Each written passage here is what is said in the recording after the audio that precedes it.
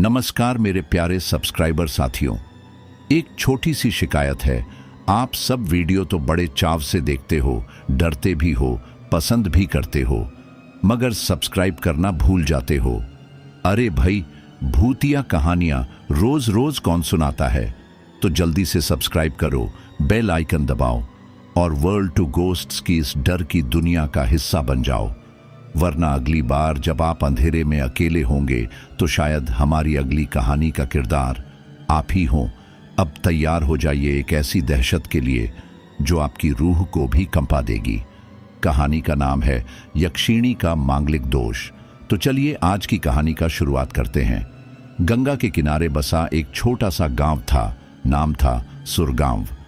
यह गांव बाहर से भले ही साधारण लगता हो, मगर इसकी जमीन के नीचे दफन था एक ऐसा रहस्य जो सालों से लोगों की नींद और चैन चुरा रहा था। यह कोई सामान्य डर नहीं था, यह वह भय था जो पीढ़ियों से वंशानुगत रूप से माता पिता अपनी संतानों को सौंपते आ रहे थे, चेतावनी की तरह, शाप की तरह। कहते हैं इस गांव के आसपास एक यक्षिणी भटकती है, मगर वह किसी को भी नुकसान नहीं पहुंचाती जब तक वह व्यक्ति मांगलिक न हो। और जो भी मांगलिक होता है उसकी किस्मत में वही लिखा होता है, यक्षिणी की चुंगल में फंसना और धीरे धीरे अपनी चेतना, अपना शरीर और अंत में अपनी आत्मा खो देना। इस गांव में एक नौजवान लड़का रहता था। नाम था नील। शहर में पढ़ाई करके अभी अभी लौटा था। आधुनिक विज्ञान और तर्क की दुनिया से निकला हुआ नील इन सब बातों को कोरी बकवास समझता था। जब किसी ने उससे कहा कि गांव में वापस आते ही उसे अपनी कुंडली दिखानी चाहिए, तो वह हंस पड़ा और बोला, क्या अब भी लोग ग्रह नक्षत्रों से डरते हैं? लेकिन उसे क्या पता था कि यह गांव सिर्फ डर से नहीं, बल्कि एक प्राचीन आत्मा की पकड़ से जकड़ा हुआ है, जो नक्षत्रों से ज्यादा सटीक और शक्तिशाली थी। नील की मां एक शांत लेकिन अनुभवों से भरी हुई स्त्री थी, जिसने अपने बचपन में दो युवकों को खोते हुए देखा था। दोनों मांगलिक, दोनों बिना किसी चोट के, बिना किसी बीमारी के, एक ही रात को, एक ही घड़ी में, और दोनों की आंखें खुली की खुली रह गई थीं, जैसे कुछ ऐसा देख लिया हो जिसे देखना इंसानी आंखों के बस में नहीं। नील को रातों को अजीब सपने आने लगे। पहले हल्के थे, किसी लड़की की धीमी हंसी, एक नीला आंचल या मंदिर के पीछे बहती हवा में झिलमिलाता साया। लेकिन जैसे जैसे दिन बीतते गए, सपने गहरे होते चले गए। अब वो सपनों में एक बंद हवेली में होता, दीवारों पर लाल रंग के हाथों के निशान, छत से लटकी उलटी तस्वीरें, और बीच में खड़ी एक स्त्री जिसकी आंखों में कोई जीवन नहीं होता था, बस शून्यता। उसकी त्वचा दूध जैसी सफेद, लेकिन उस सफेदी में ऐसी ठंडक थी जिसे देखकर लगता था कि वह शरीर नहीं, बर्फ से बनी हो। उसकी मुस्कान वैसी थी जैसे वह नील को जानती हो, जैसे उसने वर्षों से उसका इंतजार किया हो। हर रात वह स्त्री उसे बुलाती और हर सुबह नील का शरीर थका हुआ, आंखें लाल, पसीने से तरबतर, लेकिन दरवाजा अंदर से बंद। वह खुद को यकीन दिलाने की कोशिश करता कि ये सब मन का वहम है, पर धीरे धीरे वह वहम उसकी हकीकत बनता जा रहा था। एक दिन गांव के पंडित ने नील के पिता को बुलाया और कहा कि जिस यक्षिणी का जिक्र गांव के पुराने ग्रंथों में है, वह अब सक्रिय हो गई है। उसकी उपस्थिति हवाओं में महसूस की जा सकती है। मंदिर की ज्योत जो रात भर जलती थी, अब हर रात 3 बजे बुझ जाती है। नीम के पेड़ पर उल्टा लटका कौवा देखा गया है। ये सभी संकेत हैं कि कोई मांगलिक उसकी नजर में आ चुका है। नील के पिता ने जब अपने बेटे की जन्मपत्री पंडित को दिखाई, तो उसने आंखें मूंद ली और चुप्पी साध ली। फिर धीमे से बोला, यही है, अब इसके पास समय नहीं है। नील को जब यह सब बताया गया तो उसने जोर से हंसते हुए कहा, अब मेरे डरने का वक्त गया। मैं खुद जाऊंगा उस हवेली में जिससे सब भागते हैं। मैं देखना चाहता हूं कौन है ये यक्षिणी। और जैसे उसने यह कहा, हवाओं ने रुख बदला, जैसे हवा ने उसका चैलेंज स्वीकार कर लिया हो। उसी रात नील अकेला उस हवेली की ओर चल पड़ा। हवेली गांव के बाहर एक टीले पर थी, चारों ओर जंगली झाड़ियां और एक टूटा हुआ गेट, जिस पर पुराने समय के जंग लगे अक्षरों में लिखा था, गृह प्रवेश निषेध। अंदर घुसते ही एक अजीब सी ठंडक उसकी हड्डियों में घुस गई। यह वह ठंड नहीं थी जो मौसम से आती है, यह वह ठंड थी जो आत्मा को छूती है। हवेली के अंदर की दीवारें जैसे सांस ले रही हों, हर कोना जैसे किसी की आंखें हों। सामने हॉल में एक बड़ा आईना था, टूटा हुआ, और उस पर खून जैसे लाल रंग से कुछ लिखा था, मैं अब जाग चुकी हूं। तभी एक खटका हुआ और उसके पीछे किसी के पैरों की आहट आई, बहुत धीमी, बहुत नरम, लेकिन बिल्कुल उसके पीछे। जब उसने मुड़कर देखा, वहां कुछ नहीं था, लेकिन आईने में उस औरत की झलक साफ दिख रही थी, वही जो सपनों में आती थी। वह औरत सामने आ गई और बिना कुछ कहे उसे देखती रही। नील की हिम्मत अब डगमगाने लगी थी, उसके कदम पीछे हटने लगे, लेकिन शरीर सुन्न था। वह लड़की उसके करीब आई और बोली, तुम्हारी आत्मा बहुत गर्म है, लेकिन वह दोष वही मुझे खींच लाया है। नील कुछ कहने वाला था कि उसने उसके माथे पर हाथ रख दिया, और उसी पल नील की आंखों के सामने धुंध छा गई। वह गिर पड़ा। जब वह उठा तो वह हवेली के बाहर था, लेकिन उसकी हथेलियों पर वही लाल निशान थे जो पहले उस आईने पर लिखे थे। घर लौटते ही उसकी तबीयत बिगड़ने लगी। डॉक्टरों को कुछ समझ नहीं आया। उसकी नसों में जैसे आग बह रही हो, मगर तापमान बिल्कुल सामान्य था। अब उसकी मां ने फैसला किया कि जो करना है वही करेगी, जो सालों पहले उसकी मां ने किया था। एक तांत्रिक को बुलाया गया। तांत्रिक ने जब नील को देखा तो बोला, यह शरीर अब उसका आधा हो चुका है। अगर 7 दिनों के भीतर यक्षिणी से उसे अलग नहीं किया गया तो यह लड़का जिंदा होगा, पर इंसान नहीं रहेगा। तांत्रिक ने बताया कि यक्षिणी एक श्रापित आत्मा है, जिसे धोखा मिला विवाह के दिन। उसका वर भी मांगलिक था, और वह मानती है कि उसके जीवन की बर्बादी उसी दोष के कारण हुई। इसलिए अब वह हर मांगलिक पुरुष को अपना बनाकर उसकी आत्मा को अपनी ताकत का हिस्सा बनाती है, और नील उसकी अगली कड़ी है। अब 7 रातें बची हैं, और यक्षिणी हर रात और पास आती जा रही है। नील की आंखें खुली थीं, मगर वह कुछ भी नहीं देख पा रहा था। सिर्फ चारों ओर एक घना धुंधलका था, जैसे कोई अदृश्य परछाई उसे घेरे हुए हो। उसकी सांसें तेज चल रही थीं। दिल की धड़कन इतनी तेज थी जैसे सीने से बाहर आ जाएगी। कुछ देर बाद धीरे धीरे उसकी दृष्टि साफ होने लगी, और उसने खुद को अपने घर के कमरे में लेटे हुए पाया। मगर सब कुछ पहले जैसा नहीं था। कमरे में वही पुरानी खिड़की थी, वही अलमारी, वही दीवार पर लटकी तस्वीरें, लेकिन उन तस्वीरों में अब चेहरों की जगह खाली छायाएं थीं। दीवार की घड़ी उलटी दिशा में चल रही थी, और कमरे में एक तेज नीला प्रकाश फैल रहा था, वही नीला जो उसने हवेली में उस औरत के आंचल में देखा था। वह चौंक कर उठ बैठा, लेकिन उसका शरीर बेजान लग रहा था, जैसे कोई अदृश्य ताकत उसे जमीन से बांधे हुए हो। तभी सामने वाली दीवार पर खरोंच के निशान बनने लगे, जैसे किसी ने नाखूनों से लिखा हो, 7 रातें, 7 चरण, और फिर तू मेरा। नील चिल्लाया, मगर उसकी आवाज जैसे किसी और दुनिया में चली गई। कमरे में गूंज तक नहीं हुई। उसके शरीर के एक एक हिस्से में एक अजीब ठंडक फैलने लगी। उसकी उंगलियां नीली पड़ने लगीं, और मन में कोई अनजाना भय पलने लगा। नील की मां और पिता दरवाजा तोड़कर कमरे में दाखिल हुए, लेकिन तब तक वह होश खो चुका था। उसकी मां रो पड़ी और तुरंत उस तांत्रिक को बुलवाया जो पिछली रात आया था। तांत्रिक ने जैसे ही नील को देखा, उसका चेहरा गंभीर हो गया। वह बोला, पहला चरण शुरू हो गया है। अब हर रात यह आत्मा नील पर और गहरा अधिकार बनाएगी। जब 7वां चरण पूरा होगा, तब यह लड़का नहीं बचेगा। उसकी आत्मा उस हवेली में समा जाएगी, और यक्षिणी अमृता की ओर एक और कदम बढ़ा लेगी। गांव में सनसनी फैल गई। लोग नील के घर से दूर रहने लगे। उसकी पुरानी दोस्त श्रेया, जो उससे शहर में पढ़ाई के दौरान मिली थी, वही अब एकमात्र व्यक्ति थी जो उसका साथ नहीं छोड़ रही थी। श्रेया ने तांत्रिक से पूछा, इससे बचने का कोई उपाय है या नहीं? तांत्रिक ने गहरी सांस ली और कहा, एक ही उपाय है। यक्षिणी के शाप को तोड़ने के लिए उसी के अतीत में जाना होगा।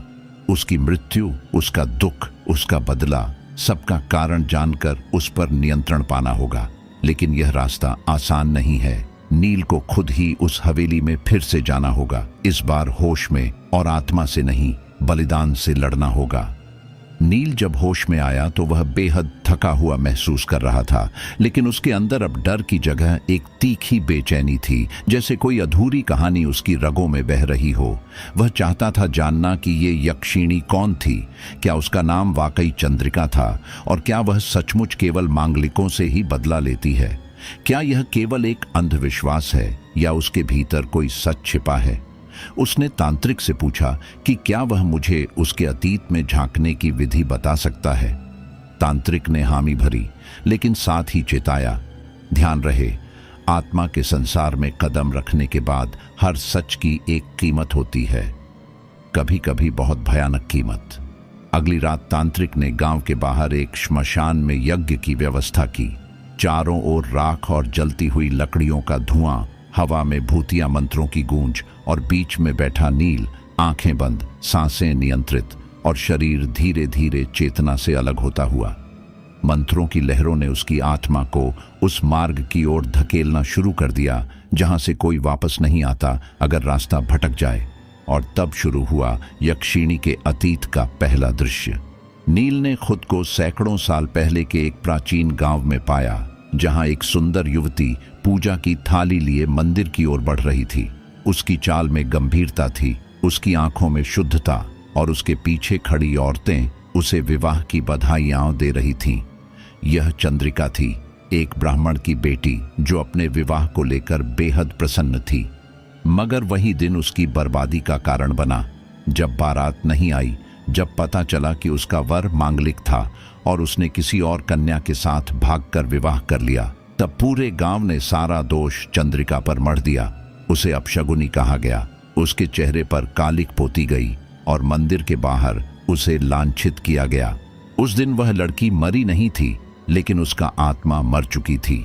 उसने गांव के बीच में खड़े होकर अग्नि को साक्षी मानकर शपथ ली, जिस दिन मेरी आत्मा इस शरीर से मुक्त होगी, उस दिन से हर उस पुरुष की आत्मा भी मेरी होगी जो मांगलिक दोष लिए पैदा होगा। मैं प्रेम मांगती रही, पर अब मैं आत्माएं लूंगी। जब तक मेरी पीड़ा मिटेगी नहीं, तब तक मेरा श्राप चलेगा। और फिर वह उसी रात मंदिर की छत से कूद गई। नील की आंखों के सामने सब कुछ जैसे जीवंत चल रहा था। वह इस कड़वे सच को देखकर कांप उठा। जब उसकी चेतना वापस आई, वह यज्ञ मंडल के बाहर पड़ा हुआ था। शरीर थर थर कांप रहा था और चेहरा आंसुओं से भीगा था। उसने जाना, यक्षिणी एक राक्षसी नहीं थी, वह भी एक धोखे की शिकार आत्मा थी। लेकिन अब सवाल था, क्या यह सच जानना ही काफी है, या उसे इस श्राप को तोड़ने के लिए कोई बलिदान देना होगा। रात दूसरी थी और चरण भी। उस रात हवेली में फिर एक बार हलचल हुई। मंदिर की घंटियां अपने आप बजने लगीं और नील के कमरे में दीवार पर लिखा था, अब तू मेरा अतीत जान चुका है, लेकिन क्या तू मेरा वर्तमान झेल पाएगा। रात और दिन के बीच की वह रेखा धीरे धीरे मिट रही थी। नील के जीवन से सामान्यता जैसे छिन चुकी थी। उसकी दुनिया अब दो भागों में बंट चुकी थी, एक जो वह जागती आंखों से देखता था और एक जो बंद आंखों के भीतर भी अपना वजूद थोपता चला जा रहा था। पिछली रात जो हुआ था, उसने नील को पूरी तरह बदल दिया था। वह अब केवल डर नहीं रहा था, बल्कि धीरे धीरे उस डर के साथ जीना सीख रहा था, जैसे कोई जहर धीरे धीरे आदत बन जाए। श्रेया उसके साथ थी, लेकिन वह भी अब थकने लगी थी। उसका चेहरा चिंता से भरा रहता, आंखों के नीचे गहरे काले घेरे, नींद गायब और हौसला टूटने के कगार पर। नील की मां दिन रात पूजा पाठ में लगी थी और उसके पिता ने गांव के सबसे पुराने ग्रंथ खोज निकाले थे। लेकिन इन सब के बावजूद हवेली की छाया अब घर में फैलने लगी थी। नील का कमरा अब किसी जेल से कम नहीं था। चारों कोनों में हनुमान चालीसा लटकी हुई थी। एक कोने में तांत्रिक का दिया रक्षा कवच रखा था और कमरे की दीवारों पर राख और सिंदूर के घेरे बने थे। हर रात तांत्रिक आकर मंत्र पढ़ता, लेकिन उसकी आंखों में डर छिपा नहीं रह पाता। वह जानता था यक्षिणी अब चेत गई है। अब वह सिर्फ डराने नहीं आई थी, अब वह छीनने आई थी। तीसरी रात आने में अब कुछ ही घंटे बचे थे। नील खिड़की के पास बैठा बाहर अंधेरे को देख रहा था। हवा अब कुछ अलग थी, शांत लेकिन भारी, जैसे किसी तूफान से पहले की नींद। उसकी उंगलियां अनायास कांप रही थीं और दिल बेकाबू धड़क रहा था। लेकिन वह खुद को बार बार याद दिला रहा था, डर को सहना ही नहीं, समझना भी जरूरी है। रात के ठीक 3 बजे, वही समय जब हर रात कुछ घटता था, अचानक कमरे का बल्ब फटा। आवाज इतनी तेज थी कि श्रेया भागकर भीतर आई, लेकिन जैसे ही उसने कमरे में कदम रखा, दरवाजा अपने आप जोर से बंद हो गया। उसने पकड़ने की कोशिश की, लेकिन एक अदृश्य ताकत ने उसे कमरे के बाहर रोक दिया। अब कमरे में सिर्फ नील था और वह दीवार की छाया फिर से बनने लगी।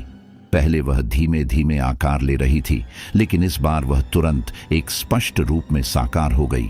वही नीला आंचल, वही सफेद चेहरा, वही सूनी आंखें, लेकिन इस बार चंद्रिका का चेहरा और भी तेज चमक रहा था।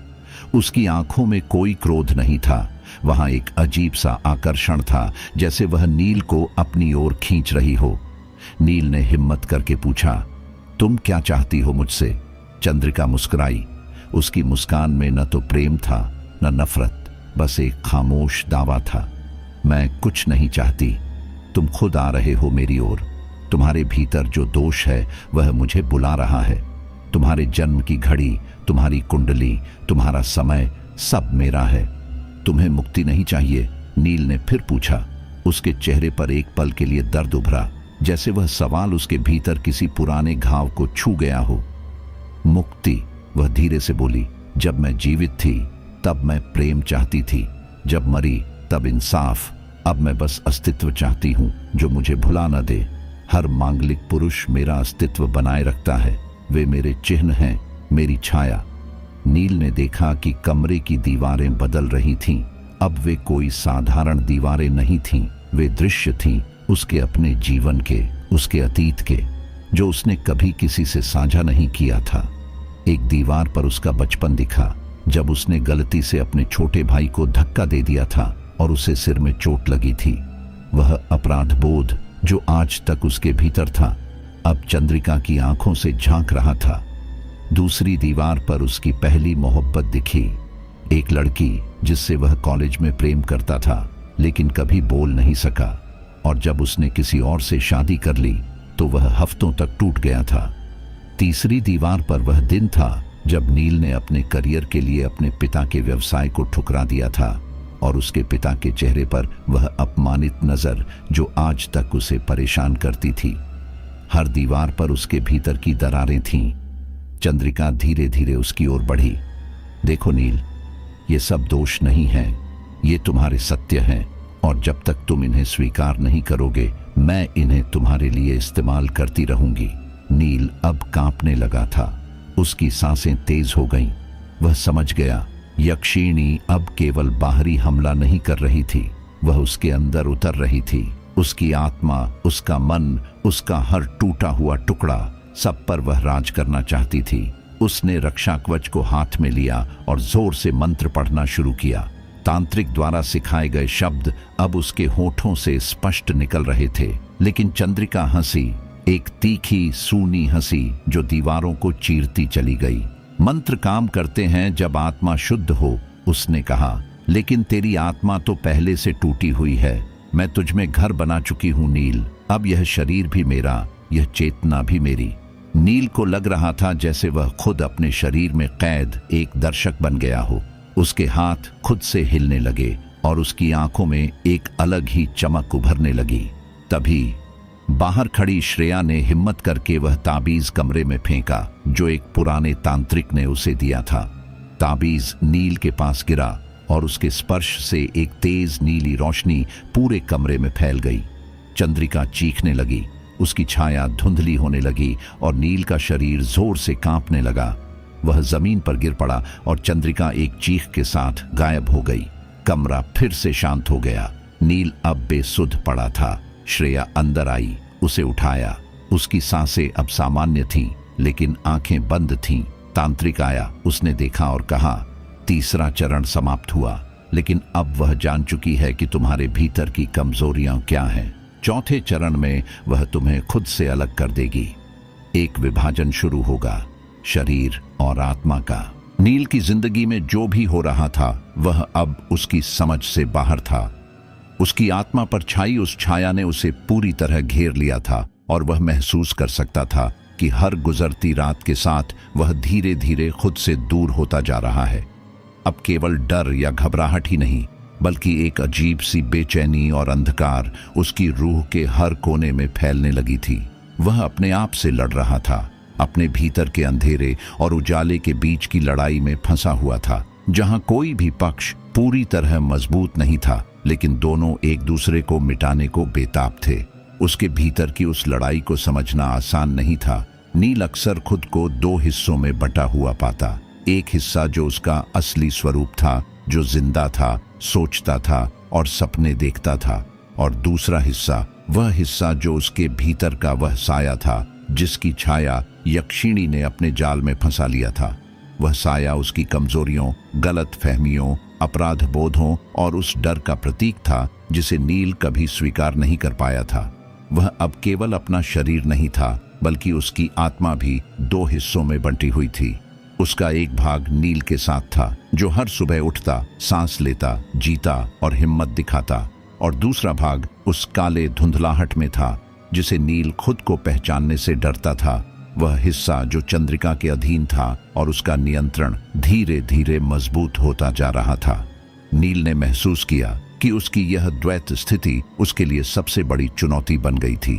वह इस जंजीर को तोड़ना चाहता था, परंतु यह जंजीर केवल शारीरिक नहीं थी। यह एक मानसिक, आध्यात्मिक जंजीर थी जो उसकी आत्मा को बांध रही थी। उसने जितना भी प्रयास किया, वह साया हर बार उसे कमजोर करता गया। उसका मन कई बार खुद से लड़कर हार गया, कई बार वह खुद को संभाल पाया। यक्षिणी की मौजूदगी केवल एक भयावह छाया नहीं थी, वह उसके मन के अंदर तक पहुंच चुकी थी। रातों को जब वह सोता तो उसके सपनों में वह बार बार उसे बुलाती। उसकी आवाज मधुर लेकिन खौफनाक होती। वह उससे कहती कि नील उसके बिना अधूरा है, उसका अभिशाप उसकी ताकत है, यह अभिशाप ही उसकी पहचान है और उससे भागना व्यर्थ है। नील के दिल में इस बात का आतंक फैल गया कि कहीं वह सचमुच इस अभिशाप का हिस्सा बन न जाए। लेकिन उसके साथ एक अनजानी शक्ति भी थी, श्रेया। श्रेया उसकी जान थी, उसका सहारा थी। वह हर समय उसके साथ खड़ी रही, उसकी मदद करने की कोशिश करती रही और उसे विश्वास दिलाती रही कि वह अकेला नहीं है। श्रेया ने उसे यह समझाया कि वह इस यक्षिणी के जाल से निकल सकता है, लेकिन उसके लिए नील को खुद को पूरी तरह स्वीकार करना होगा, अपने अंदर के दोषों को पहचानना होगा और उससे लड़ना होगा। नील के मन में कई बार यह सवाल उठता कि क्या वह अपने अंधेरे पक्ष को जीत पाएगा, क्या वह अपनी आत्मा को बचा पाएगा, या फिर यह यक्षिणी उसे पूरी तरह निगल जाएगी। हर दिन उसके मन में यह सवाल गूंजता और हर रात उसकी आत्मा उस यक्षिणी की पकड़ में और भी कस जाती।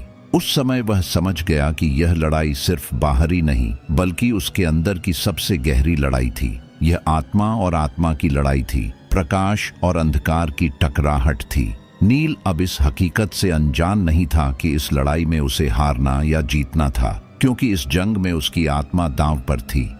वह हर पल खुद को मजबूत करने की कोशिश करता और अपनी आत्मा के टूटे हुए टुकड़ों को जोड़ने की कोशिश करता। वह जानता था कि अगर वह हार गया तो उसका अस्तित्व यक्षिणी के अधीन हो जाएगा। साथ ही उसकी मानसिक स्थिति और भी जटिल होती जा रही थी। वह खुद को अकेला महसूस करता, जहां उसकी सोच कभी साफ नहीं रहती। कभी कभी उसे ऐसा लगता कि वह दो जगहों पर एक साथ है, एक वास्तविकता में और एक उस अंधेरे आयाम में जहां यक्षिणी रहती थी। वह यह भी महसूस करता कि उसके अंदर का वह अंधेरा पक्ष अब उसके फैसले लेने लगा है। नील के लिए अब समय ही सबसे बड़ा दुश्मन था। हर रात वह और भी कमजोर हो जाता और उस यक्षिणी का कब्जा बढ़ता। वह डरता कि कहीं वह अपनी आत्मा का अंतिम हिस्सा भी खो न दे, लेकिन फिर भी उसके भीतर एक उम्मीद की लौ जलती रहती कि वह इस अंधकार को हराएगा, अपनी आत्मा को फिर से पक्का बनाएगा और इस भयंकर अभिशाप से खुद को मुक्त करेगा। इस पूरी लड़ाई में नील की सबसे बड़ी ताकत उसका आत्म स्वीकारोक्ति का प्रयास था। वह जानता था कि डर को छिपाने या दबाने से कुछ नहीं होगा, उसे अपने भय, गलतियों और दोषों को सामने लाना होगा। यही वह रास्ता था जिससे वह यक्षिणी की पकड़ से निकल सकता था। इसलिए उसने अपने अतीत की सभी गलतियों और कमजोरियों को गले लगाने का फैसला किया। उसने अपने आप से वादा किया कि वह अब भागेगा नहीं, वह अपनी आत्मा के टूटे हुए टुकड़ों को जोड़कर पूरी तरह मजबूत होगा। नील ने पहली बार सचमुच अपने डर का सामना किया, उसे अपने अंदर का हिस्सा माना और उससे लड़ने का साहस जुटाया। इस लड़ाई में उसे पता चला कि यक्षिणी केवल एक भूतिया आत्मा नहीं थी, बल्कि उसकी अपनी ही कमजोरियों का प्रतिबिंब थी जो उसे भीतर से खोखला कर रही थी। धीरे धीरे वह अपनी सोच को बदलने लगा, अपने मन को मजबूत करने लगा। हर सुबह उठकर वह खुद को याद दिलाता कि यह लड़ाई केवल भूत प्रेत से नहीं बल्कि अपने भीतर की छाया से है। यही समझ उसके लिए एक नई शुरुआत थी। लेकिन जैसे जैसे नील अपने भीतर की शक्ति को खोजता, यक्षिणी भी पीछे हटने को तैयार नहीं थी। उसकी पकड़ और भी मजबूत होती जा रही थी और वह अब सिर्फ नील ही नहीं बल्कि उसके आसपास के लोगों को भी अपने दुष्प्रभाव में लाने लगी थी। नील को समझ आ गया कि यह लड़ाई अकेले नहीं जीती जा सकती।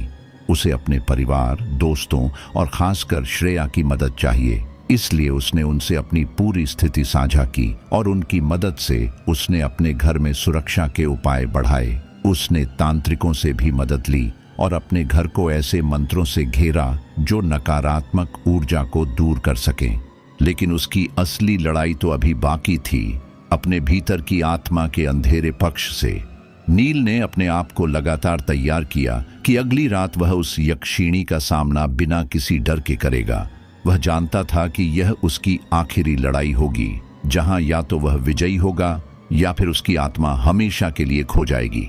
उसने अपने मन को एक दृढ़ संकल्प दिया कि चाहे जो भी हो जाए, वह खुद को और अपने लोगों को इस भयानक अभिशाप से मुक्त करेगा। उसकी आत्मा की इस जंग ने उसे एक नया इरादा दिया, जीतने का, बिखरने नहीं का। रात गहरी हो चली थी, आसमान पर चांद अपनी पूरी रौ में था, लेकिन नील के जीवन में अब चांदनी सुकून नहीं लाती थी बल्कि भय की एक ठंडी चादर ओढ़ा देती थी। हवाएं आज फिर से थमी हुई थीं, जैसे किसी तूफान के आने से पहले की खामोशी हो। नील छत पर अकेला खड़ा था, उसकी आंखें आसमान की उस गहराई में कुछ ढूंढ रही थीं, शायद खुद को। पर उसे जो मिला वो कोई जवाब नहीं था, बल्कि चंद्रिका की धीमी धीमी आवाज थी जो अब केवल सपनों तक सीमित नहीं रही थी, वह अब दिन में भी सुनाई देने लगी थी। उसकी आवाज में एक सम्मोहन था, एक ऐसा झर जो धीरे धीरे रगों में उतरता जा रहा था। नील, वह कहती, तू अब मेरी आधी आत्मा है और आधा क्या अधूरा नहीं होता? ये सवाल नहीं, एक चेतावनी थी। पिछली रात के बाद नील को समझ आ गया था कि यह सब केवल डर या मानसिक भ्रम नहीं है, बल्कि एक ऐसी ऊर्जा है जो उसे हर हाल में पाना चाहती है। चंद्रिका अब केवल उसकी आत्मा में नहीं बल्कि उसकी परछाई में भी समा चुकी थी। वह उसे हर जगह महसूस करता, दीवारों पर, दर्पणों में, बंद दरवाजों के पीछे और सबसे ज्यादा खुद की आंखों में। उसे खुद से डर लगने लगा था। जब वह खुद को शीशे में देखता तो उसकी पुतलियां काली होती, जैसे कोई और भीतर से उसे देख रहा हो।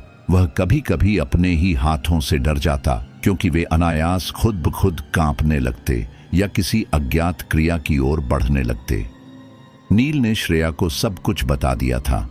वह यह नहीं चाहता था कि कोई भ्रम रहे। श्रेया ने उसे छोड़ने से इनकार कर दिया। मैंने तुझे चुना है नील, तेरे साथ की हर रात के लिए। अगर ये रातें अभिशाप बन जाएं तो क्या मैं भाग जाऊंगी? उसकी आंखों में आंसू नहीं थे, लेकिन उसकी आवाज की थरथराहट नील को भीतर तक हिला गई। लेकिन नील जानता था कि अब यह संघर्ष सिर्फ उसका नहीं रहा। यक्षिणी ने अब उसकी दुनिया में अपने पांव पसारने शुरू कर दिए थे। उस रात जब वह घर लौटा तो उसने अपनी मां को मंदिर में घंटों बैठा देखा। वह चुपचाप माला फेर रही थी, आंखें बंद थीं, लेकिन माथे की शिकनें बता रही थीं कि उन्हें कुछ महसूस हो रहा है। अचानक उन्होंने नील को देखा और सिहर उठी। तेरी आंखें, ये आंखें मेरी नहीं लगती अब।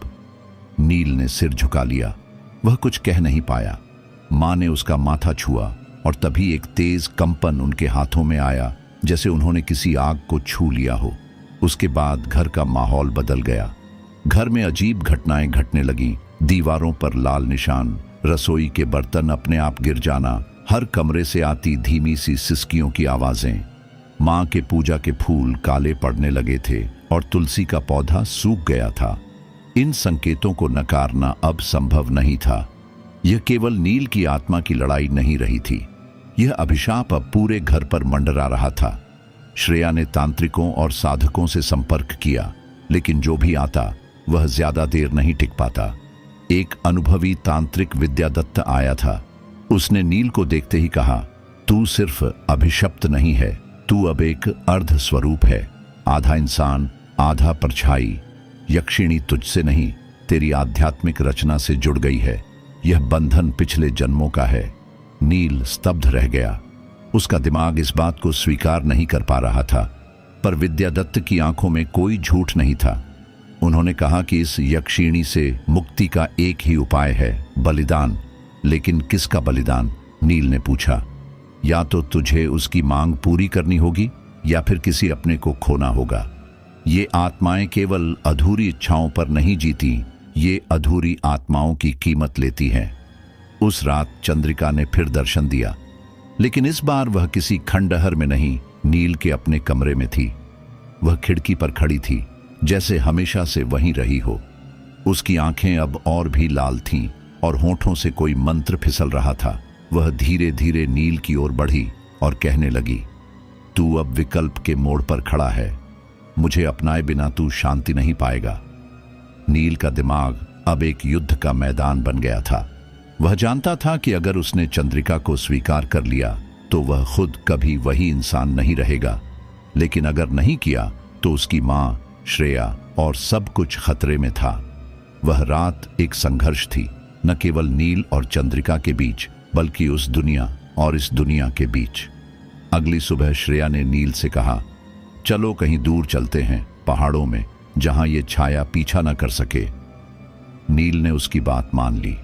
वे हिमालय की ओर निकल पड़े, एक छोटे से गांव की ओर जो आशियों के तप की भूमि मानी जाती थी।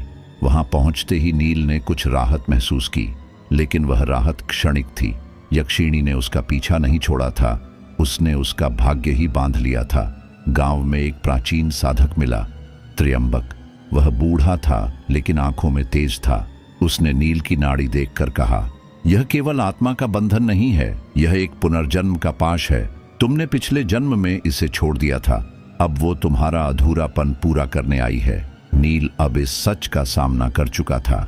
यह अभिशाप केवल उसकी भूल नहीं थी, यह उसकी आत्मा का हरण था। त्र्यंबक ने बताया कि इस बंधन से मुक्ति केवल एक विधि से संभव है, अग्निपाश।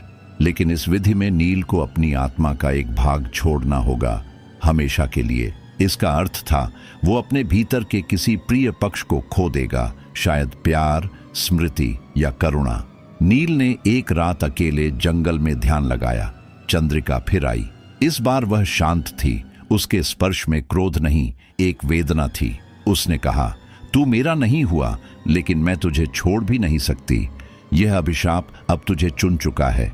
अगर तू मुक्त होना चाहता है तो मुझे वह दे जो मुझे चाहिए।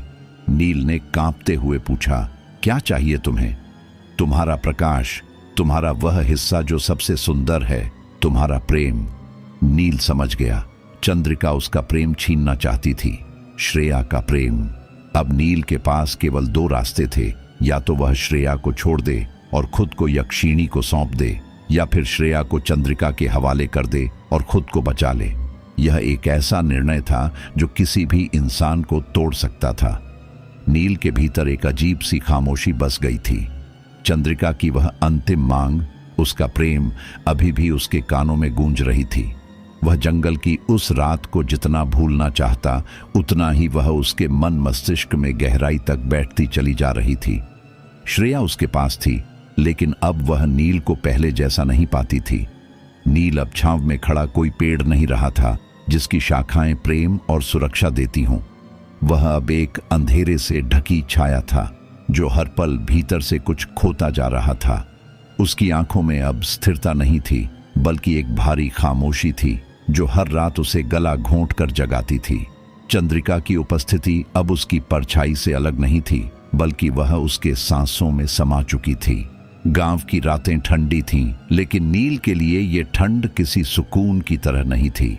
हर हवा का झोंका उसके भीतर की गर्मी को बुझाता नहीं था, बल्कि उसकी आत्मा में छिपी आग को भड़काता था।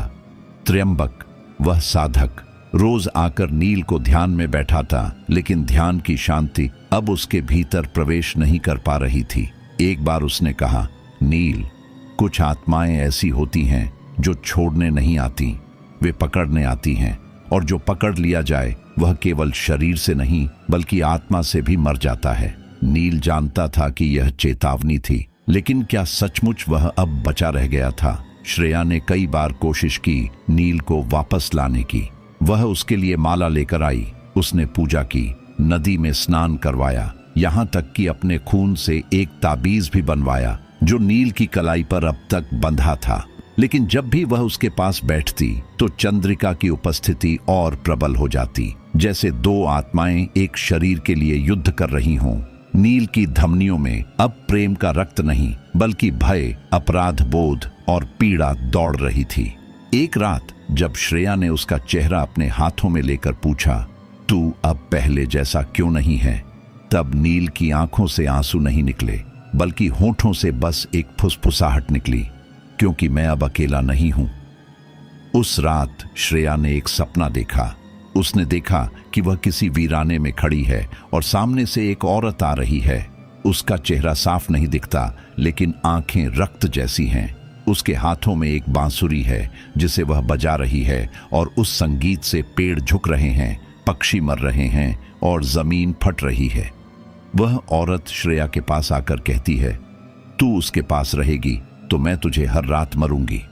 श्रेया चिल्लाकर उठी, लेकिन तब तक उसके हाथ में एक गहरा नीला निशान बन चुका था, जैसे किसी ने बहुत जोर से पकड़कर उसे झटका दिया हो। यह केवल सपना नहीं था। अब नील और श्रेया दोनों जानते थे कि चंद्रिका सिर्फ एक परछाई नहीं थी, वह अब शरीर बन रही थी। उसने अब सीमाएं तोड़ दी थीं और उस दुनिया से इस दुनिया में प्रवेश कर चुकी थी। त्र्यंबक ने कहा, अब अग्निपाश की घड़ी आ चुकी है, लेकिन यह विधि आसान नहीं। इसमें तुम्हें अपने भीतर के प्रेम को जलाना होगा। तुम श्रेया को छोड़ दो नील, या फिर उसे खुद से दूर कर दो। नील के लिए यह बात सबसे असहनीय थी। श्रेया उसकी दुनिया थी, लेकिन अब वह खुद अपनी दुनिया का दुश्मन बन चुका था। उसने निर्णय लिया, वह श्रेया को खुद से दूर कर देगा ताकि उसे बचाया जा सके। लेकिन जब उसने उसे यह बात बताई तो श्रेया हंस पड़ी, एक बहुत गहरी टूटी हुई हंसी। तू कौन होता है मुझे छोड़ने वाला? जब मैंने तुझे चुना है इस भूत से, इस यक्षिणी से, इस अधूरी आत्मा से लड़ने के लिए। उसकी आंखों में अब डर नहीं था बल्कि चुनौती थी। अब नील समझ चुका था कि यह युद्ध अकेला नहीं लड़ा जा सकता। वह और श्रेया दोनों अग्निपाश की क्रिया में शामिल होंगे। त्र्यंबक ने उन्हें तैयार किया। हवन कुंड, मंत्र और चक्रों की रचना की गई। नील को उस रात अपने प्रेम का प्रतीक कुछ अग्नि में अर्पण करना था। उसका दिल, उसकी यादें, उसकी सबसे प्रिय वस्तु। श्रेया ने अपने बालों की एक छोटी काट कर दी, वह छोटी जिसमें वह हमेशा नील के लिए लाल रिबन लगाती थी। हवन शुरू हुआ। मंत्रों के साथ चंद्रिका की चीखें तेज होने लगीं। वह अब कमरे के हर कोने में प्रकट हो रही थी, कभी खिड़की में, कभी आग के धुएं में, कभी दीवार पर रक्त की छाया बनकर। वह चिल्लाई, मुझे मत जलाओ नील, मैं तुम्हारा ही अंश हूं। नील की आंखों से आंसू बह रहे थे, लेकिन उसने मंत्र नहीं रोके। वह जानता था, अगर आज वह रुक गया तो यह आत्मा हमेशा उसकी दुनिया में कैद रहेगी। तभी आग और भड़क उठी, जैसे खुद यक्षिणी उसमें समा गई हो। और तभी नील ने देखा, चंद्रिका आग में नहीं जल रही थी, वह उसमें नाच रही थी, जैसे यह अग्नि उसकी शक्ति हो। त्र्यंबक चिल्लाया, यह अग्नि उसे नहीं जलाएगी जब तक कि तुम अपने भीतर के उस हिस्से को नहीं जलाते जिससे वह जुड़ी है। नील समझ गया, उसे अपनी स्मृति जलानी होगी, अपने प्रेम की उस पहली भावना को जब उसने चंद्रिका को देखा था, कॉलेज की लाइब्रेरी में, पिछले जन्म में, या शायद और भी पहले। चंद्रिका उसी मुस्कान के साथ जो उसने तब दी थी जब नील ने पहली बार उसे देखा था। यही था ना तुम्हारा पहला प्रेम? उसने पूछा। नील ने सिर झुका लिया और कहा, हाँ, लेकिन अब नहीं। उसने आंखें बंद की और उस स्मृति को, उस पहली भावुक भावना को, उस पुरानी आत्मीयता को अग्नि में अर्पित कर दिया। अग्नि भड़क उठी, चंद्रिका चीखी, एक बार बहुत जोर से, फिर हवा थम गई। कमरे में सन्नाटा छा गया। जब नील ने आंखें खोली तो चंद्रिका अब नहीं थी, लेकिन श्रेया बेहोश थी। कमरे में अब केवल राख बची थी। हवन कुंड बुझ चुका था और उसकी जलन अब बाहर नहीं, केवल नील की रगों में जल रही थी। श्रेया की आंखें बंद थीं, उसका शरीर एकदम शांत, जैसे कोई गहरी नींद में हो। लेकिन नील जानता था कि ये नींद नहीं थी, ये एक खिंचाव था, आत्मा की उस अदृश्य रस्सी का जो अब कहीं और बंध चुकी थी। त्र्यंबक का चेहरा भी पहली बार घबराया हुआ था। उसने नील को देखा और कहा, हमने यक्षिणी को जलाया नहीं, हमने उसे जगाया है। ये शब्द नील की आत्मा को चीरते हुए उसके भीतर तक उतर गए। नील श्रेया के पास गया, उसका माथा छुआ। ठंडा था पर मरा नहीं था। उसकी छाती में दिल की धड़कन अब भी थी, लेकिन उसकी आत्मा जैसे कहीं और भटक गई थी। और उसी पल त्र्यंबक ने अपनी आंखें मूंदी और जमीन पर बैठकर ध्यान में चला गया। कुछ क्षण बाद उसने धीरे से कहा, ये आत्मा अब चंद्रिका के गहन लोक में है। वह शरीर से नहीं गई, वह श्रेया की चेतना में घुस गई है। अब वह बाहर नहीं दिखेगी, वह श्रेया बन चुकी है।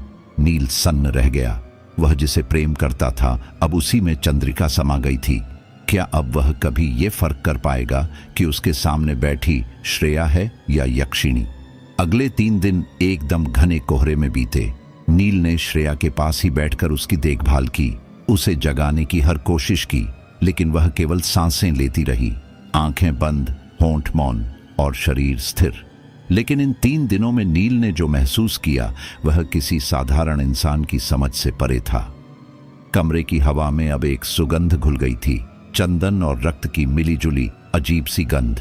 दीवारों पर छाया चलती थी और जब रात होती तो श्रेया के होंठ हिलते थे बिना शब्दों के। एक रात जब नील की आंख लग गई, उसने सपना देखा, वही जंगल, वही हवन कुंड, लेकिन इस बार श्रेया उसके सामने बैठी थी और उसके चेहरे पर वह मुस्कान थी जो चंद्रिका की हुआ करती थी। उसने कहा, अब मैं हूं और मैं ही रहूंगी। तुमने मुझे जलाया नहीं नील, तुमने मुझे अपनाया और अब मैं तेरी दुनिया में सांस लूंगी, तेरे प्रेम में जीऊंगी और हर उस व्यक्ति को मिटाऊंगी जो तुझसे जुड़ा होगा। नील की आंखें खुली और उसने देखा श्रेया उसकी ओर देख रही थी। उसकी आंखें खुल चुकी थीं, लेकिन उनमें वह बात नहीं थी जो पहले हुआ करती थी। वे आंखें अब जैसी गहरी, स्थिर और मृतप्राय थीं। उसकी आवाज निकली, नील। लेकिन नील जानता था यह आवाज केवल श्रेया की नहीं थी, उसमें कुछ और था, एक कंपन, एक अजनबीपन। त्र्यंबक आया और उसने श्रेया की आंखों में देखा। वह बिना कुछ बोले पीछे हट गया और बोला, वो अब इस देह में है, यह शरीर अब उसका मंदिर है। अब तुम्हें 2 ही रास्ते हैं, या तो श्रेया को खोकर उसे फिर से कैद करो या फिर उसी के साथ इस अभिशाप को जियो अनंत काल तक। नील की आंखों में आंसू नहीं थे। उसने अब तक बहुत कुछ सह लिया था, लेकिन इस अंतिम वाक्य ने उसे भीतर से तोड़ दिया। क्या अब वह एक ऐसे शरीर को गले लगाएगा जिसमें उसका प्रेम नहीं बल्कि उसका भूत बस चुका है? वह श्रेया के पास गया और पहली बार उसके बिना कुछ कहे उसे गले लगाया। श्रेया के होंठों पर एक हल्की मुस्कान आई, लेकिन वह मुस्कान नील के सीने में चुभी जैसे किसी ठंडे खंजर की नोक। और तभी उसने महसूस किया उसके कंधे पर 2 अंगुलियों का दबाव, बहुत गहरा, बहुत ठंडा। उसने धीरे से श्रेया को खुद से अलग किया और देखा उसकी आंखों में रक्त उतर आया था और उसकी पुतलियां अब पूरी काली थीं। नील पीछे हटा। श्रेया अब खड़ी हो गई थी, उसके होंठ अब हिले और उसने कहा, मैंने कहा था ना, तू अधूरा है, अब मैं पूरी कर दूंगी तुझे, पर अपनी तरह से। त्र्यंबक चिल्लाया, नील, अभी भी एक आखिरी उपाय है, कालगति सूत्र, वो साधना जो आत्मा को उसके गहराई से वापस खींच सकती है। लेकिन उसके लिए तुम्हें नर्क चक्र में उतरना होगा और वहां से कोई आसान वापसी नहीं है। नील ने कहा, मैं जाऊंगा, चाहे जो हो जाए, मैं श्रेया को वापस लाऊंगा। त्र्यंबक ने तुरंत तैयारी शुरू की। वह रात्रि घड़ी का अंतिम पहर था, जब सबसे अधिक परलौकिक द्वार खुले रहते हैं। नील को विशेष मंत्रों के साथ एक त्रिकोण चक्र में बिठाया गया। यह चक्र उसे शारीरिक रूप से कहीं नहीं ले जाता, बल्कि उसकी आत्मा को एक और आयाम में प्रवेश कराता था, एक ऐसी जगह जहां समय और तत्व दोनों ही अनिश्चित होते हैं। जैसे ही मंत्रों की गूंज तेज हुई, नील को लगा जैसे जमीन उसके नीचे से खिसक रही हो। आंखों के सामने अंधकार नहीं, बल्कि आग का घना कुहासा था। उसने खुद को एक भयंकर भंवर में गिरते हुए महसूस किया, और जब वह रुका तो उसने देखा वह अब इस दुनिया में नहीं था। यह था नर्क चक्र, आत्माओं का वह लोक जहां वे उस भाव में बंधी रहती हैं जिससे वे मरते समय जुड़ी थीं। यहाँ रोशनी नहीं थी, लेकिन अंधकार भी कुछ और ही था। यहाँ चीखें थीं पर सुनाई नहीं देती थीं, वे भीतर गूंजती थीं। वहां उसने कई आत्माएं देखीं, कुछ सिर कटे हुए, कुछ बिन चेहरों के, कुछ केवल आंखों से बनी हुई। और फिर वह दिखी, चंद्रिका। वह अब किसी देवी जैसी लग रही थी। उसकी आंखें ज्वालामुखी सी और बाल हवा में तैरते हुए नागिनों की तरह। उसने कहा, अब तू यहाँ है, मेरे लोक में। यहाँ से बाहर नहीं जा सकेगा, न श्रेया को ले जा सकेगा। नील ने कुछ नहीं कहा। वह उसकी ओर बढ़ा और उसकी आंखों में झांकने लगा, जैसे अपनी आत्मा को फिर से देखने की कोशिश कर रहा हो। तभी उसे दिखा, श्रेया की चेतना एक शुद्ध उजाले में कैद थी, चंद्रिका के भीतर। उसने कहा, मैं उससे प्रेम करता हूं। मैं तेरे लोक से प्रेम करके वापस आया हूं, अब तुझसे नहीं डरूंगा। चंद्रिका कांप उठी, उसका स्वर विकृत हो गया। उसने चीखते हुए कहा, प्रेम? मैंने भी किया था। मुझे जलाया गया, अपमानित किया गया। अब मैं प्रेम में नहीं, प्रतिशोध में जिंदा हूं। नील ने चिल्लाकर कहा, तो मैं तुझे मुक्ति दूंगा, क्योंकि तेरा भी प्रेम अधूरा था, पर तू अब उसे श्राप बना बैठी है। और तभी उसने उस उजाले को छू लिया, श्रेया की चेतना, और अग्नि की एक ज्वाला भभक कर उठी। नील ने देखा, चंद्रिका की छवि टूटने लगी थी। उसके चेहरे की दरारें साफ दिख रही थीं। उसकी आंखें बहती राख में बदलने लगीं। चंद्रिका ने कहा, मैं तुझसे प्रेम करती थी नील, लेकिन तेरा प्रेम मेरा ना हो सका। मैं अब जा रही हूं, लेकिन तू मुझे याद रखेगा, हर उस क्षण जब तू श्रेया को देखेगा। और फिर शांति। नील ने जब आंखें खोली तो वह फिर उसी हवन कुंड के पास था। आग बुझ चुकी थी, राख उड़ रही थी, और त्र्यंबक सामने बैठा था, आंखें बंद, माथे पर पसीने की बूंदें। श्रेया वहीं लेटी थी, पर इस बार उसकी आंखें खुली थीं। उन आंखों में अब जीवन था, वही जीवन जो नील ने कई रातों से खोया हुआ समझा था। लेकिन कोई और भी चीज थी वहां, एक गहराई, एक लंबा मौन, जैसे आत्मा वापस आ तो गई हो, मगर रास्ते में कुछ लेकर आई हो। नील ने धीरे से उसका हाथ पकड़ा। श्रेया ने आंखें घुमाई और उसे देखा। मुस्कान आई, लेकिन नील का दिल कांप उठा।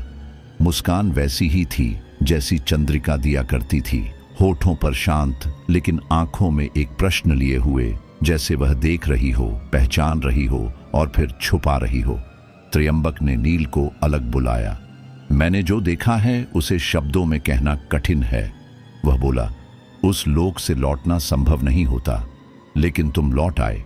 पर मेरी चिंता अब यह नहीं कि तुम क्या लाए, बल्कि यह कि तुम क्या पीछे छोड़ आए। नील कुछ नहीं बोला। उसके अंदर एक द्वंद्व शुरू हो गया था। क्या श्रेया वही है? क्या वह बच गई, या वह अब भी उसी आत्मा की छाया है जिससे वह लड़कर आया था?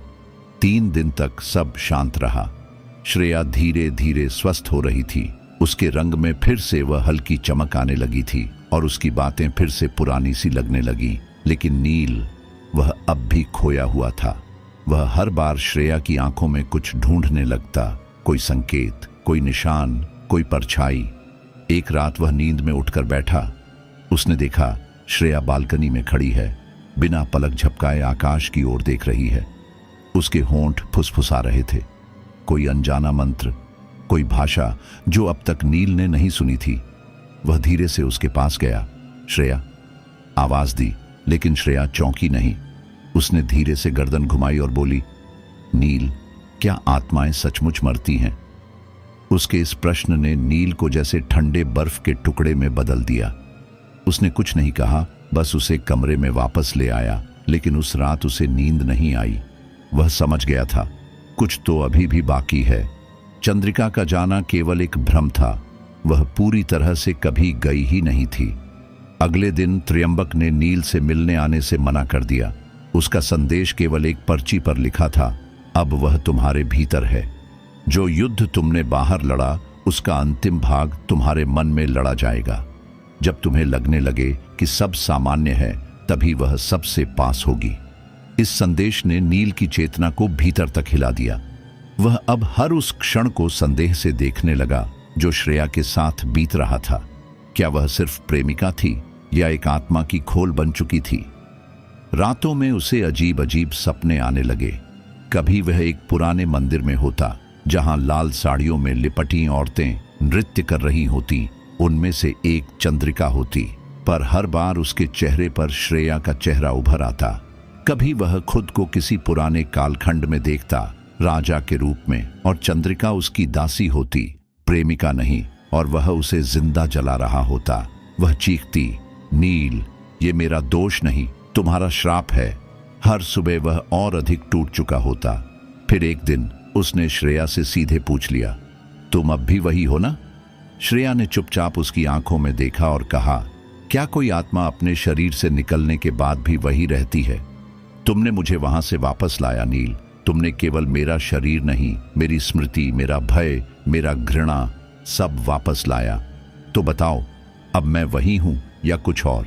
नील ने उसकी बात सुनी, लेकिन उसके जवाब में कुछ कह न सका, क्योंकि यह प्रश्न केवल श्रेया का नहीं था, यह अब उसकी अपनी चेतना से जुड़ चुका था।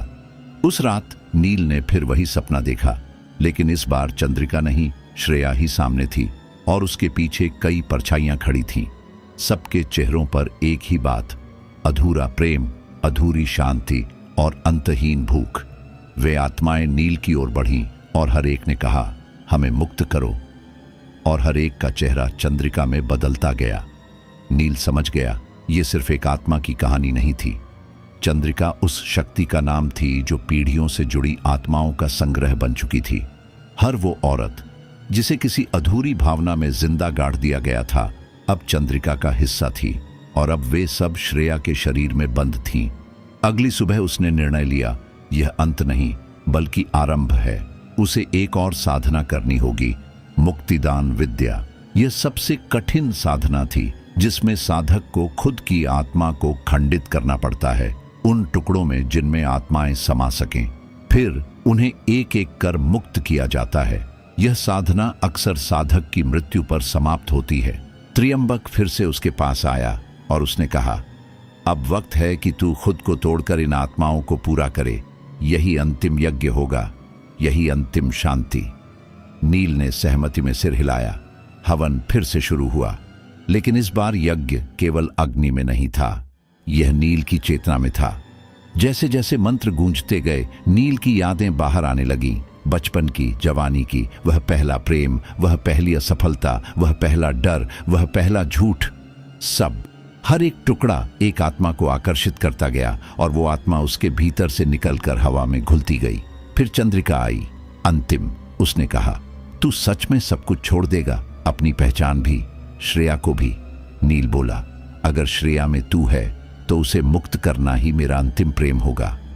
उसने अपनी आत्मा का अंतिम हिस्सा, अपना नाम, अपनी स्मृति अग्नि को दे दी। एक भयंकर चीत्कार हुआ, जैसे पृथ्वी खुद कांप उठी हो। फिर मौन। सवेरा हुआ, लेकिन प्रकाश किसी भी दिशा से नील को नहीं छू सका। त्र्यंबक मंदिर की शिला पर बैठा था, आंखें मूंदे, और पास में वही अग्निकुंड था, बुझा हुआ, राख से भरा, लेकिन जैसे उसमें कोई अदृश्य स्पंदन अभी भी बाकी हो। श्रेया मंदिर के द्वार पर खड़ी थी, नंगे पांव, बाल बिखरे हुए और आंखों में खालीपन। वह नील की ओर देख रही थी, लेकिन वह नहीं जानती थी कि जिसे वह देख रही है वह नील है या नील की परछाई। नील खड़ा था, मगर उसके भीतर वह नील अब नहीं था, जिसने प्रेम किया, जिसने दर्द सहा, जिसने यक्षिणी से मोर्चा लिया। वह व्यक्ति अब केवल एक खोल था। उसकी आंखों में अब एक गहराई थी जो श्रेया की आंखों से मेल खाती थी। वे दोनों अब मानो एक जैसे हो गए थे, भीतर से टूटी हुई और बाहरी रूप से शांत। श्रेया के होंठ हिले, धीमे से बोली, नील। नील ने उसकी ओर देखा, पर कुछ नहीं कहा। वह जानता था कि अब वह शब्दों से परे जा चुका है। उसके भीतर वह खालीपन था जिसे चंद्रिका ने छोड़ा था, और उस खालीपन में एक भयानक सच्चाई बैठ चुकी थी। वह अब केवल श्रेया के प्रेम में नहीं, बल्कि आत्माओं के बचे हुए कर्ज में बंध चुका था। अचानक मंदिर की दीवारें थरथराने लगीं। त्र्यंबक चौंका नहीं, केवल बोला, यह अंत नहीं था। तुमने चंद्रिका को मुक्त नहीं किया, तुमने उसे अपने भीतर समाहित कर लिया है। अब वह बाहर नहीं है, वह तुम हो। नील का शरीर सुन्न पड़ गया।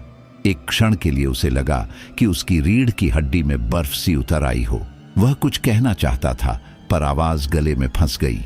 और फिर एक अजीब सी मुस्कान उसके होठों पर आई, वह मुस्कान जो कभी चंद्रिका की हुआ करती थी। त्र्यंबक अब धीरे धीरे मंदिर से बाहर जा रहा था। अब मैं यहां और नहीं रुक सकता, उसने कहा। जिस साधक ने आत्माओं को मुक्त करना चाहा, वह स्वयं यंत्र बन चुका है। अब तुम्हारा और श्रेया का भाग्य इसी मंदिर की दीवारों में बंधा है। मैं केवल एक द्वारपाल था, वह द्वार अब तुम्हारा है। उसके जाते ही मंदिर की हवा बदल गई, भारी, ठंडी और बोझिल। श्रेया अब भी वहीं खड़ी थी और उसकी आंखें धीरे धीरे भरने लगी थीं। क्या अब भी तुम नील हो? उसने पूछा। उसकी आवाज एक टूटे हुए विश्वास जैसी थी। नील ने पहली बार बोला, लेकिन वह स्वर नील का नहीं था, न ही चंद्रिका का। वह एक मिश्रण था, जैसे दो आत्माएं एक साथ मुखर हो रही हों। मैं नील भी हूं और चंद्रिका भी, पर मैं अब उससे आगे जा चुका हूं। मैं वह हूं जिसने मृत्यु से परे जाना चुना, जिसने प्रेम को केवल पाने नहीं, त्यागने की पीड़ा में देखा। श्रेया कुछ कदम पीछे हट गई। वह अब उस व्यक्ति से डरने लगी थी जिसे उसने सबसे अधिक चाहा था। और यह डर केवल आत्मिक नहीं था, यह एक गहरी प्राचीन स्मृति से जुड़ा था। और तभी एक भयानक रहस्य सामने आया। श्रेया की आंखों में एक और चेहरा उभरने लगा, एक और आत्मा, एक और छाया। वह स्वयं चंद्रिका नहीं थी, लेकिन किसी काल की बिसरी गई पीड़ा थी। उसका नाम था सावित्री। वह जो कभी चंद्रिका की छोटी बहन थी, वही जिसने अपनी दीदी को जीवित जलते देखा था, वही जिसने प्रतिज्ञा ली थी कि वह अगली जन्मों में उस पुरुष को खोजेगी जिसने उसकी बहन को जलाया था। नील अब समझ चुका था, यह केवल चंद्रिका की कहानी नहीं थी, बल्कि एक वंशानुगत श्राप था।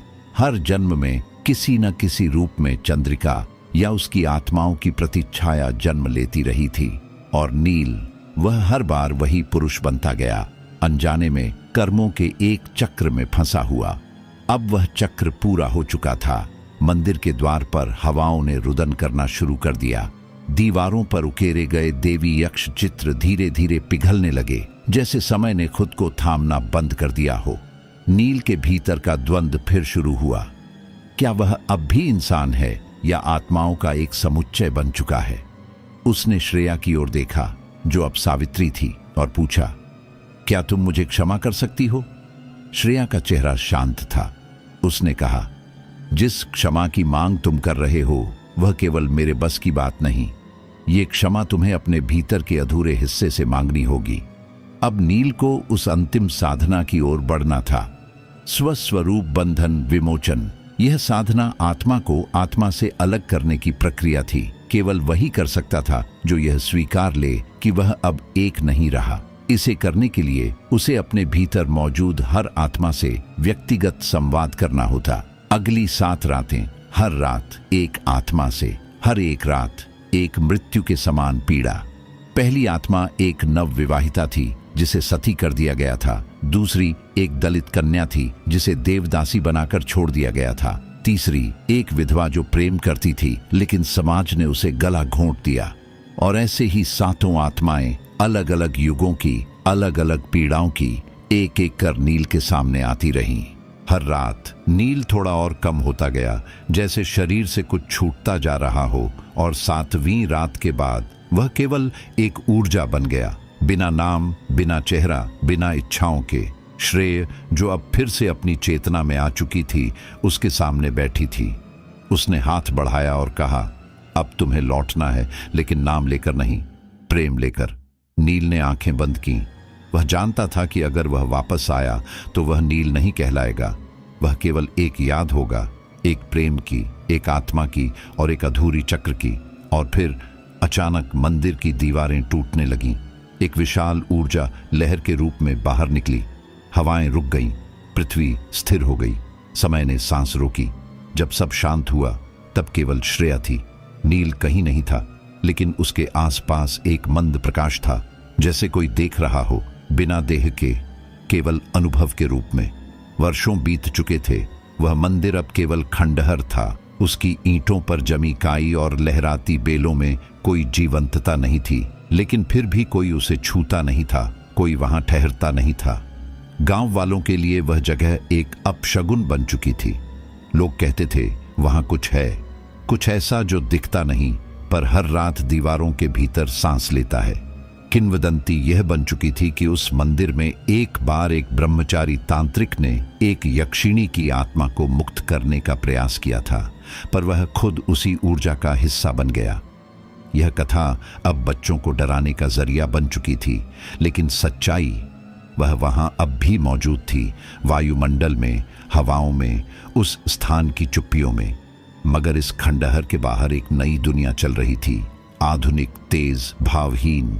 उसी भीड़ में एक युवती थी, नाम था आर्या। उसकी आंखों में एक अजीब गहराई थी, जैसे वो जन्म से ही कुछ देख चुकी हो। वह लोगों से कटती थी, सपनों में अक्सर किसी मंदिर की सीढ़ियां गिनती थी, किसी जलती अग्नि के दर्शन होते, किसी युवक की आंखें उसे हर परछाई में दिखाई देती। एक ऐसा चेहरा जो उसने कभी देखा नहीं, लेकिन महसूस किया 1000 बार। आर्या एक शोधकर्ता थी, पुनर्जन्म और तांत्रिक संस्कारों का मनोवैज्ञानिक प्रभाव पर काम कर रही थी। और संयोग देखिए, उसकी रिसर्च उसे उसी गांव में खींच लाई जहां वर्षों पहले चंद्रिका, नील और श्रेया की कथा अधूरी रह गई थी। गांव वालों से पूछताछ में एक नाम बार बार आता, श्रेया दीदी। वह अब गांव के बाहर एक छोटे से घर में रहती थी, अकेली, शांत, एक छाया की तरह। कोई उसे छूता नहीं, कोई उससे बात नहीं करता, पर हर रात उसकी खिड़की पर दिया जलता है और उसकी लौ कभी कांपती नहीं। आर्या ने उससे मिलने की ठानी। जब वह श्रेया के घर पहुंची तो देखा दीवारें सादी थीं, कमरे में केवल एक बिस्तर, एक छोटी सी पुस्तक और एक लकड़ी की मूर्ति। वह मूर्ति नील की थी, बिना किसी विशेष आकृति के, केवल एक रेखांकित चेहरा। श्रेया ने आर्या को देखा और बिना कुछ पूछे बोली, आ गई तुम। आर्या चौंकी। आप जानती हैं मुझे? तुम आई हो क्योंकि चक्र पूरा नहीं हुआ। आर्या की आंखों में अब अतीत के कुछ दृश्य कौंधने लगे। वही मंदिर, वही अग्नि, वही पुरुष जो आत्माओं से बात करता था, और वह खुद चंद्रिका की गोद में सो रही थी। श्रेया ने उसका हाथ पकड़ा और कहा, तुम मेरी बहन हो, हर जन्म में, सावित्री, चंद्रिका और अब आर्या। लेकिन अब तुम्हें निर्णय लेना है। क्या तुम चक्र को फिर से दोहराना चाहोगी या उसे यहीं समाप्त करोगी? आर्या का सिर घूमने लगा, उसकी सांसें तेज हो गईं। स्मृतियां अब एक बाढ़ बनकर लौट रही थीं। चंद्रिका का जलना, श्रेया की चीख, नील का मौन बलिदान, और फिर कुछ और, एक छवि जिसमें आर्या स्वयं अग्निकुंड के बीच खड़ी थी और कह रही थी, मुक्त करो हमें, नहीं तो हम लौटते रहेंगे। श्रेया ने अग्निकुंड की राख की एक छोटी थैली निकाली और बोली, यह नील की अंतिम ऊर्जा है। जब तक यह नष्ट नहीं होती, कोई भी पुनर्जन्म इस चक्र से मुक्त नहीं हो सकता।